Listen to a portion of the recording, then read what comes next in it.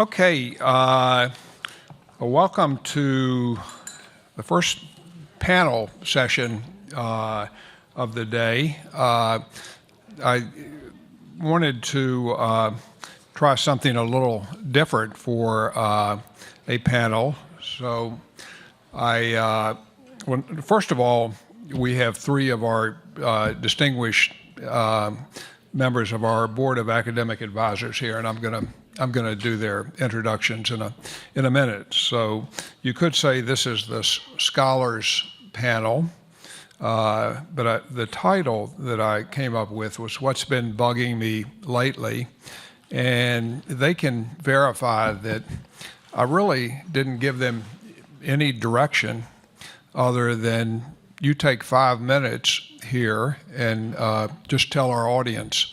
You decide what's been bugging you and tell you. So it's a bit more freeform than we usually do, but I think that'll make it interesting, including for me to see what they have to say, because I don't really know. So I'm going to introduce them maybe as they speak, and believe it or not, I'm going to start with Christopher Yu, because I know Christopher usually is the last one to speak, or often the last one to speak, and so we're going to do it reverse alphabetically, and again, the bios are in the program. I'm just going to say a brief word about each one, really brief. And what I want to say about Chris, and again, he can check me on this, but I don't think he'll contradict me. I first met Chris, it was either in 2004 or 2005. Chris was teaching law at Vanderbilt Law School at that time. And I read one of his papers on, guess what, back in 2004, net neutrality. And it was really good and interesting. And I said, I'd like to get Chris up to speak. And I was at that time with the Progress and Freedom Foundation before I founded the Free State Foundation, and I invited Chris to come up, and I think that was his first sort of public policy event. And let's see, this is 2023, and I bet we'll be talking about net neutrality again later this year. But I don't know. Chris is a prolific scholar. He's now at Penn Law School. And I'm going to leave it at that. And Chris, the floor is yours, 5 or 6 minutes. Well, thank you very much. The one thing, I really deeply appreciate the introduction, and Randy is such a great friend you've been to me over the years. Actually, one thing should say, I actually go by Christopher because my wife is named Chris. So I've tried to make that differentiation. And Randy, actually, I really appreciate going first, because this is actually, I actually love a program I can get through without saying the words net neutrality, but he's already done it. One of my running jokes is that people who think there's neutral criteria always go to alphabetical order. And I told them, I assure you that's not neutral. That has a very clear systematic bias, as does all ordering mechanisms, and it's just one of our running jokes that we have. So in terms of what bothers me, it's one of these things, oddly enough, because it's been a fairly quiet time in telecom policy because the Federal Communications Commission has been a wheel short. I thought I'd have a much longer litany based on where we are, but the good news is certain complaints are evergreen, and so they'll always be with us, so I'm happy to share them with you today. One thing is a tendency of government actors to do what I think of as backdoor policies, which is going beyond things that make sense within a policy context or even authorized by law. So just to pick a particular one example that a friend of mine shared with me, there's a daycare requirement in the CHIPS Act. Now, I understand that daycares are important and there's great things we could be doing, but a one-off semiconductor solution to daycare just because you happen to have a vehicle in front of you seems like a pretty bad way to make family policy. We have these complaints and merger approvals as one-off, single-firm regulatory codes which don't have to go through normal processes and the like, and this becomes a problem. But it's even more of a problem when the regulation actually incorporates items that were considered in legislation and rejected. So for example, in the BEAD funding, which you all know is part of the infrastructure bill, the original proposal insisted that there be an emphasis on municipal broadband. That provision was dropped from the bill because they couldn't get it through, and the legislators decided that wasn't appropriate. And there is some noise in the NTIA guidance on this, favoring that. They insist that it's only sort of a suggestion and a criteria, but unfortunately the noise through state implementation, it starts to look a lot like a mandate. And so I see that through that, and also the emphasis on fiber, it's supposed to be technologically neutral, but they favor fiber. Now that brings me to my second one, which is, it takes two forms. One is falling in love with the technology, which is, I would subtitle is not making evidence-based policy decisions. So my friend, a lot of people love the idea of fiber, and trust me, as people, if it makes sense economically, you do that. I mean, don't get me wrong. Everyone I know who builds, it's like if you have enough demand, you build fiber. But I was on a program, the Aspen Institute, the TPI's Aspen program, where we had the broadband officer from Colorado, and she said bluntly, if you make me do that, I'll cover fewer places. It just raises the cost. We have a world in very rural areas where spectrum is much more plentiful and is much less congested. But more importantly, even if it's not a great solution, sometimes they're looking at legacy DSL and other places simply because of cost. Not because it's going to deliver as good as fiber, but because it's just not economical to do other things. And with a limited pot of money and a generational opportunity to build things out, that's hanging in the balance. My other pet peeve is during COVID, some people have fallen in love with symmetrical allocation of bandwidth. They said, oh, we're uploading a bunch more. Look, if you look at the numbers, I think the best number I saw was 8-to-1 asymmetrical, and usually it's something like 12, 14-to-1. Look, I understand we need to revisit this based on usage, but that should be based on data. The bandwidth tiers for what's real broadband should be looking at the way people use things, not someone's political agenda because they favor a certain architecture for some independent reasons. And the last thing is, it's sort of our disaster that, and with thanks and apologies to Scott Harris. What we've done with spectrum policy right now is, in the last few years, is sort of run it into the ground. So, we have a world where we used to have a consistent spectrum pipeline. We've seen communication self-inflicted problems like the altimeters problem, which could have, when you're giving billions in an auction and you have a solution to the hundreds of millions, if this were surfaced at the right time, I'm sure this would have been handled much better. But right now, I'm glad that Scott Blake-Harris is starting the discourse of getting the pipeline going, because right now, auction authority has lapsed, and we, for the first time in a long time, we don't have a plan of bringing new spectrum online to meet the growing demands that we all know are out there. And that's a big problem, and came out in some of the debate, dealing with old spectrum holders in the sense that when you see, the incentive auction is a great example. We had a legacy technology of weaker broadcasters who were a good use once upon a time but are no longer, finding mechanisms to make that work, but also actually making tough calls and not just accommodating them is something that I think policymakers insist when it's in some ways the spectrum is a public resource, they're going to do that, it's not permanent, but somehow when it becomes to something that's actually in the best interest of consumers and reallocating to higher and better uses, those concerns kind of fall by the wayside, unfortunately, in ways that I think are hurting a broadband service and consumers of them. That's my three things, Randy. Okay, thank you, Christopher, for those remarks. You guys in the audience, remember to tweet away. You've got the hashtag there on the table, so please tweet. So let's see, going in alphabetical reverse order here now. That means Michelle Connolly is up next. So with Michelle, I just would say this. She goes to one of my favorite, she teaches at one of my favorite universities, of course. She's professor of practice in the economics department at Duke University.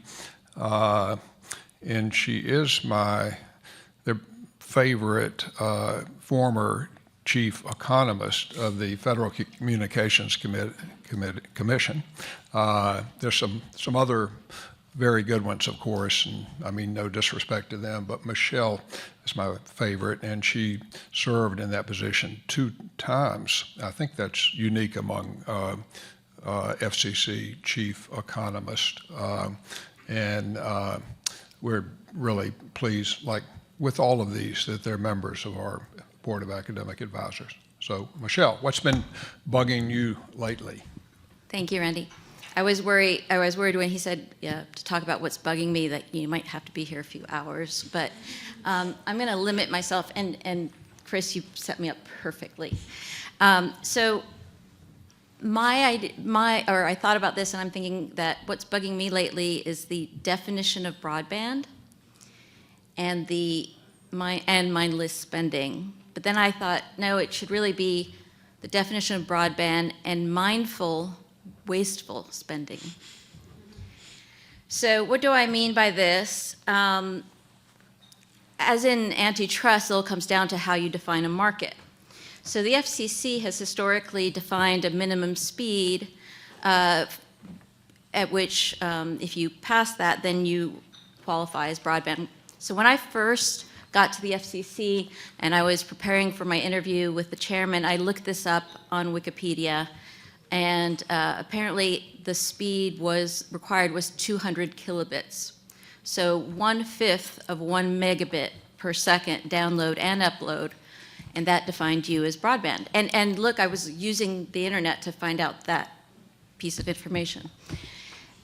Then in my second tour of duty at the FCC was when they were discussing changing the definition, moving it up to 4 megabits download, 1 megabit, 4 megabits download, 1 megabit upload. And someone at the office, and I asked why this was happening, someone at the office said, well, it's interesting because they seem to want to make sure satellite can't come in here. And so as satellite starts getting faster, they raise the speeds. Now, satellite wasn't really that much of an issue because of the latency issue. So even if speed could qualify, people weren't really concerned about it. But this still seemed to be enough to make the FCC want to change their definitions. Then all of a sudden, in 2015, right around the time of the Open Internet Order, there's this massive jump in the definition. So the minimum speed by the FCC to qualify as broadband was 25 megabits download speed and 3 megabits upload speed. So what happened in 2015? Like, there was no huge technological change in the internet or broadband as we use it. So what actually was happening? The other thing is, that was a huge jump. According to that jump, in 2012, no one had the internet. No one had broadband. Even 2013, by this definition, only a small segment of our population had broadband. So this is a huge jump. Now, what is interesting, so I was curious about this statement I'd heard about satellite, and I actually plotted the speeds for satellite since 2014 onward, and it does indeed, it had started going above 4 megabits right around the period when it jumps up, and then it started going up, and now as of 2021, it's at the average speed, not the max or min. The average is something like 38 megabits download speed. So the definition has been very much kind of intended to exclude satellite. Latency issues made satellite kind of not as relevant, but in 2021, Starlink was launched, which is low Earth orbit satellite or non-geostationary satellite, and that has no latency issues and has high speeds. So I thought, well, what are our usage needs? So I looked up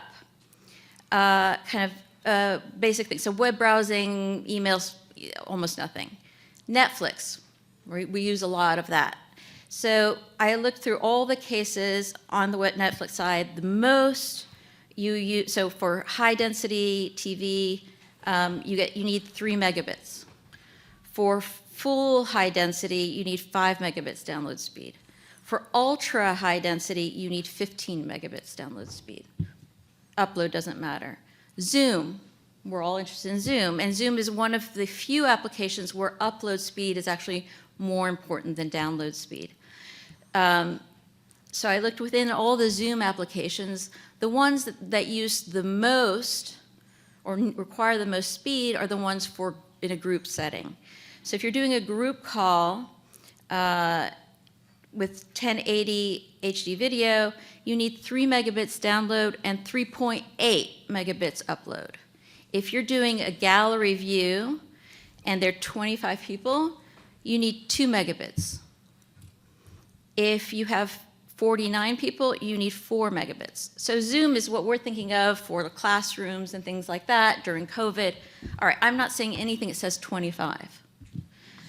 I even looked up gaming, so I found some blogger thing, and he was like, and I looked at things. They said 12 megabits is required. 20 megabits would be good. And if you have a lot of roommates who are also hogging your internet, you might be happy with 50 for congestion reasons. So nothing in the usages that I saw ever required anything above 15 megabits per second. Having higher speeds reduces your risk of congestion within a household. So if you have a lot of members, things can get congested. But realize also that a lot of times when things are slowing down in the household, it may not be the speed of the broadband to your house. It may be your Wi-Fi router. It might also be because you're on a laptop and you just went in the kitchen and you're behind the refrigerator. So there are lots of different things that can slow the speed that you're actually experiencing that have nothing to do with the speed coming to your house. All right, so if usage doesn't require 25 megabits down and 3 megabits up, why now all of a sudden are people saying, oh, we need 100 megabits down and 5 up? Why are people all of a sudden saying, oh, we need 100 megabits asymmetric or symmetric? Well, every time we increase this broadband, this minimum speed for broadband, it allows government to say, oh, we have a much higher level of unserved and underserved populations. The problem is that this also means that if we're defining things based on these very high levels, so for example, NTIA has now said, is declaring you're unserved if you're below 25 download speed, and underserved if you're below 100. So all this money that's going around, well, it's going to places that clearly have broadband, not all of them, okay? But this is my point. If you're defining underserved as less than 100, then we're definitely getting overlay. If you're defining unserved as less than 25, you're getting overlay. And what that means is you're spending money on overlay for areas that have deployment. And what you're not going to be doing is spending it on places that don't have deployment, that really need it. So it's offensive. All right, so we need these technologically neutral definitions and policies for what broadband is or isn't. And I'll give you a great example of how the FCC tripped up on this all on their own, is RDOF. So there was this big conundrum that in RDOF, was using maps where satellite service was not included in service maps. Tell them what RDOF stands for. Okay, Rural Development Opportunity Fund. So the FCC was doing a reverse engineer to get a reverse auction to get people to offer service to unserved areas. So those unserved areas were defined using excluding areas that were served by satellite and excluding areas that were served by fixed wireless if the wireless was going on over unlicensed spectrum. All right, so the maps and the defining of the RDOF areas were based on that definition. But then eligibility was, I'd say, an improvement over other policies, was based on the speed you could give and the latency you had. So they had a weighting mechanism for this, for different speeds and different latencies. What ended up happening is Starlink, which is owned by SpaceX, which is the first big group to have a well-functioning low Earth orbit service, qualified as a bidder in the first round, and they won quite a few licenses. After the fact, the FCC said, no, you can't, you're not passing our long-form eligibility. And the reason stated was that when we look at your speeds, as your subscription numbers have gone up, your speeds have gone down, and so this is untested technology. But I have to thank Scott Walston at a conference that Christopher had a few weeks ago, pointed out that the actual speeds did fall for Starlink, but at the minimum, they were still over 60 megabits per second. So I don't see how that makes them risky. So the conundrum was that their service wasn't allowed in the defining of a rural area, but their ability to serve allowed them to participate, and I would bet money that they ended up winning areas that they already served. And I actually don't even have, well, I can bet a lot of money because I've checked. All right? So my guess is the real reason the FCC pulled it is because they realized that it wouldn't look good if they just gave money to a company to provide service where it already provides service. Now, that wasn't a huge part of the licenses that Starlink won, but I think that's very informative of how these policy definitions really can skew outcomes. So we need to make sure that any technology that can provide the speed and latency that we need for usage needs to be considered as broadband, both in terms of definitions, in terms of policy, in terms of eligibility for federal programs. And in large part, this has to do with, as I mentioned, not moving the money towards areas that are actually served. And furthermore, it's also about focusing all this money on overlay when at this point, a large part of the digital divide is on the adoption side, not the deployment side. Very little attention is being paid on that. Okay, thank you, Michelle. That was really elucidating, and who knows, maybe you'll have a third go at that chief economist position at the FCC, or even greater than that. Thanks for that. So next up is my friend Enrique, Armijo, and Enrique has spoken at one previous FSF event, I think, but this is the first time at an annual conference, so I'm really pleased that he's here. I don't know exactly what he's going to say at all, or even inexactly, but I don't think it's going to be about megabits, and it'll probably be a little different. I'm just going to read the first sentence of Enrique's biography because it struck me really, and I think it will you as well.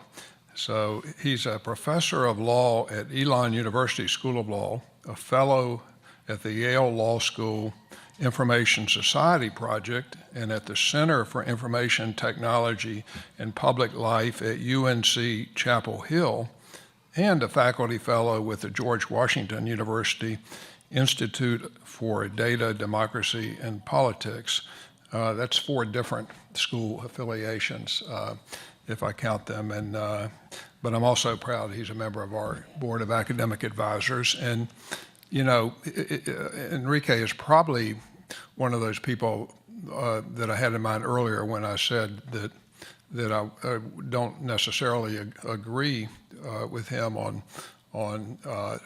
maybe even some of the things he's going to talk about today or other things, but I always find it helpful when I talk with him, and I'm always happy to have his views part of our dialogue. So take it away. Thank you for that, Randy, and congratulations, obviously, to Randy and FSF. If I could just talk real quickly about how I came to kind of be here and involved with FSF. I just started my 10th year of law teaching, and I've been affiliated with FSF for most of that time. And how that relationship started was several years ago, I was writing articles about municipal broadband networks. And I thought there was an issue about municipal broadband networks that wasn't really being thought about enough, and that was the First Amendment. So I found several municipal broadband networks. There's one in Chattanooga that was getting a lot of attention. Actually read the terms of service of these networks, the conditions that you had to agree to follow, obviously, in order to participate in speech on these networks, and found some pretty egregious things, some pretty obvious content-based restrictions on what you could say, so wrote some articles about that, then talked to Randy about that issue. Randy brought some attention to that issue because of the FSF attention to that issue. Commissioner O'Reilly at the FCC, it came to his attention and he started to talk about it. And then once Commissioner O'Reilly, who's going to be here this afternoon and speak. Commissioner O'Reilly is actually right there. I'm not sure great, he's. Great.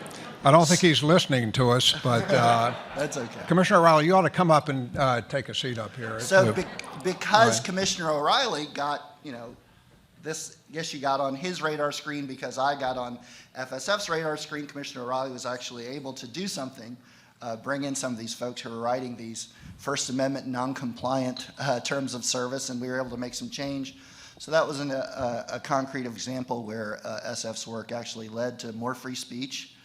And it was a career highlight for me, too, because that kind of thing doesn't usually happen, at least to most academics. So I appreciate that, and I'm always glad to be here. In terms of what's been bugging me lately, there's a lot about the Section 230 debate that's been bugging me. Some myths, I think, in that debate, in particular the subsidy to big tech myth, which I think itself contains two myths. I think the subsidy bit is a myth. I think the big tech myth bit is a myth. But I actually want to talk about something that is obviously important to Randy and the Free State Foundation. He talked about it in his introduction, and that's cancel culture. So I've been reading John Stuart Mill, or rereading John Stuart Mill. That's one of the real perks of the job, is that you get to read John Stuart Mill for work.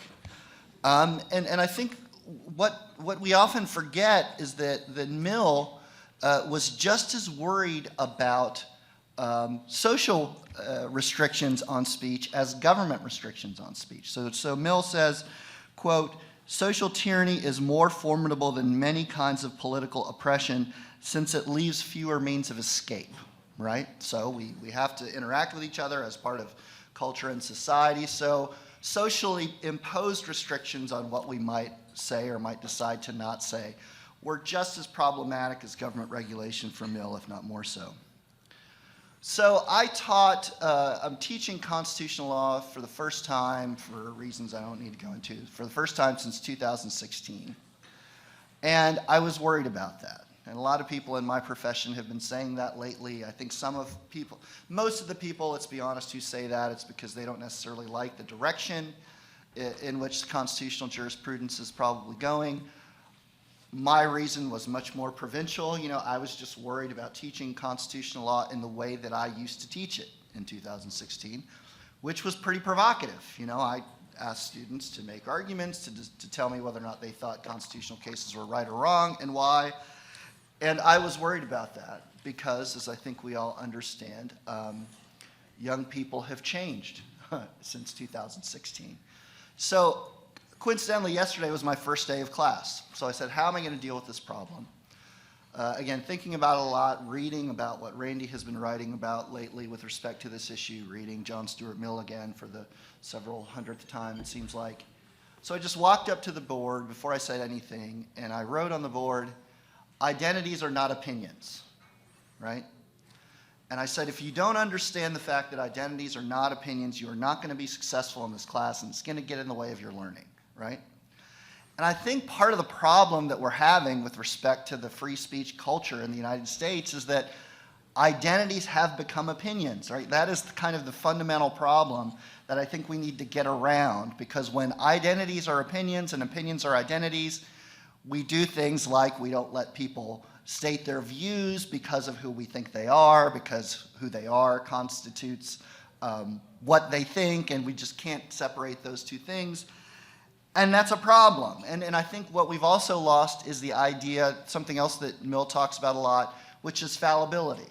So Mill comes from the English tradition of the scientific method, where you always have to kind of assume that you might be wrong. And that's why Mill talks about that's why we have collisions of opinions. The collision of the opinion can result in getting closer to the truth. So I tell my constitutional law students, I think we all need to be more cognizant of the fact that we might be wrong. Because if we don't think we're ever wrong about anything, then we're not capable of correction, the kind of correction that Mill talks about On Liberty. So how do we do it? How do we get to a place where identities are not opinions, that we are cognizant of our own potential fallibility? And the literature of epistemology of knowledge production, and to sound really like an academic for a second, talks about the concept of epistemic egalitarianism. So that's the idea that you do your best to judge the merit of what you hear as independently as you can from the person that holds it, right? So you're going to listen to what somebody says, and you're going to try to forestall any ideas that you might have, any preconceptions that you might have about the person who's presenting that idea, right? And then Randy talks about this in his most recent piece, Robert's Rules of Order, where, I think this would have helped at, Stanford recently, where you actually let someone speak before you kind of respond to what they say rather than what you think they're going to say, again, because of who they are. And these problems are all really difficult, but I think I agree with FSF, and I agree with Randy and with Senator Cruz that, these are some of the most important issues that we face today, and we do have to kind of figure out how to get to a place where we can deal with ideas on their merit without personalizing what we hear, because again, that interferes with our own search for truth, and that interferes with the collective path by which we get to better decisions in our politics. Enrique, thank you very much. There aren't that many conferences where you attend and can hear something about megabits and broadband on the one hand, and then shortly thereafter be talking about John Stuart Mill, right? So you can see why I'm very proud of all three of these members of our academic advisory board. And, I'll just say to follow-ups with Enrique, I know some of you weren't here earlier, but I don't really make any bones about it. I personally think that it's very important that we try and move away from.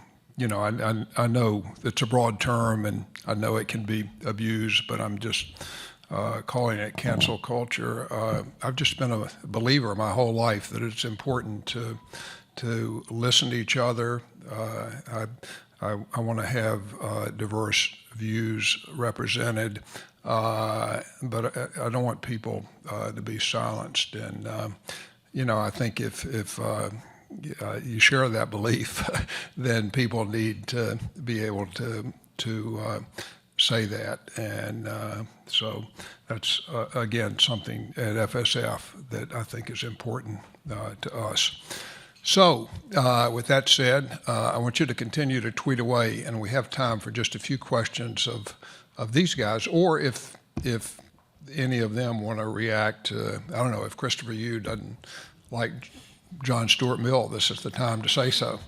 But so do you guys have anything else you want to say in reaction?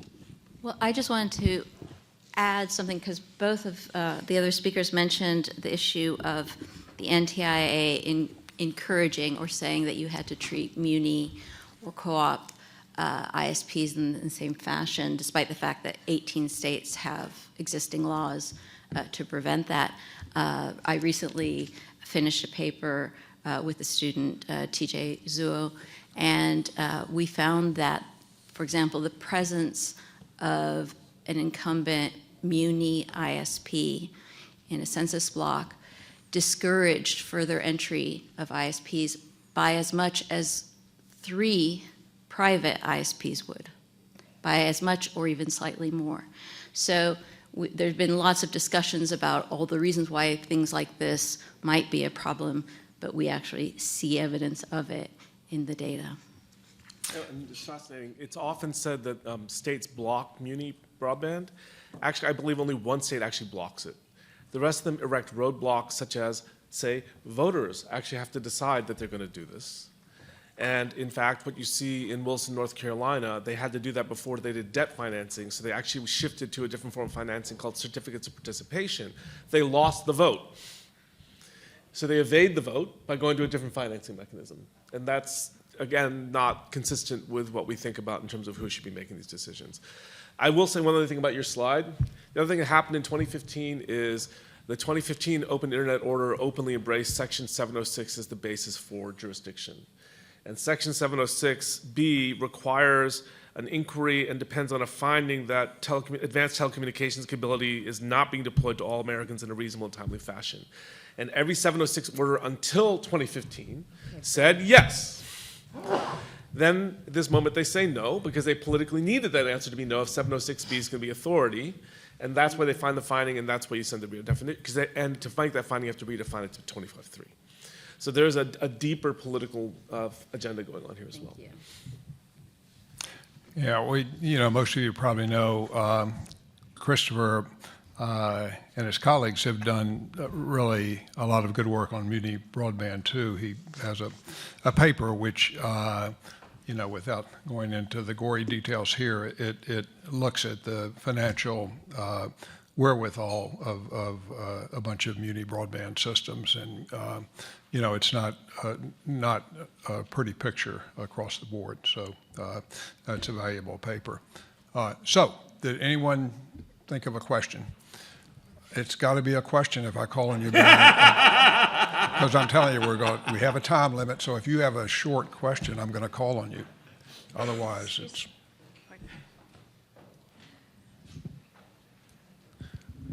Hi, Baron Soka, Tech Freedom. We have a real-life victim of cancel culture right here in the room. Commissioner Mike O'Reilly, in the summer of 2017, had the courage to call out what people on the right were saying about the First Amendment and to point out that the First Amendment doesn't protect us from private actors, it limits the government. And for that, he was canceled. The Trump administration refused to renew his nomination to the FCC. So I'd love to hear, this is my question, I'd love to hear your thoughts about the cancel culture on the right. The people who protest most loudly about cancel culture are themselves the ones who practice it, it seems, most strongly. That's the question. Anyone have a response to that question up here? What I tell students of all stripes, you have to model the culture you want to promote. And you have to hold your own people who you agree with or disagree with to the same standards, or else you can't credibly advocate for true speech. Okay, do we have one more question for this group of scholars here? Okay, if not, thank you, each one of you, for being here today. And let's give them a round of applause, please.